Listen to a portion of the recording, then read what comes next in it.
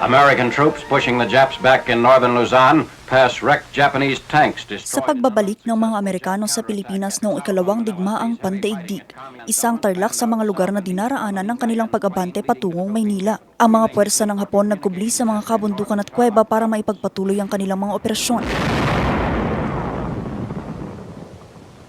The troops pushed forward along the highways through Kamiling and Tarlac on the road to Manila. Sa kabila ng pambobomba ng mga eroplano ng mga Amerikano, isa na rito ang Japanese Tunnel Network sa Barangay Lourdes sa bayan ng Bambang, Tarlac. Naging mahalaga ang mga tunnel na ito bilang depensa ng mga Hapon laban sa pag-abante ng mga puwersang Amerikano sa Luzon.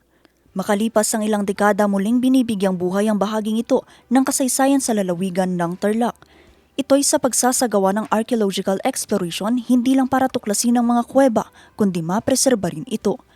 Dumalo sa aktibidad ang mga lokal na opisyal kasamang Tarlac Provincial Tourism Office bilang suporta sa inisyatibong ito. Hindi lamang ito pagbabalik tanaw sa kasaysayan kundi pagpapahalaga rin sa mga aral na iniwan ng digmaan.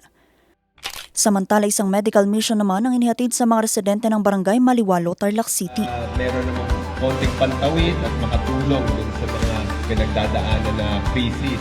Pinangunahan naman ni Governor Christian Yap ang inaugurasyon ng bagong barangay hall, covered court at daycare center sa Barangay San Antonio, Hirona.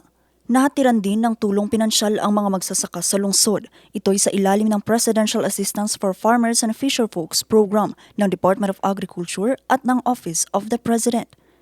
Nakiisa sa programa ang pamahalang lungsod ng Tarlac kung saan mahigit 1,400 benepisyaryo ang nakatanggap ng tulong. Vanessa Bugtong, RNG News.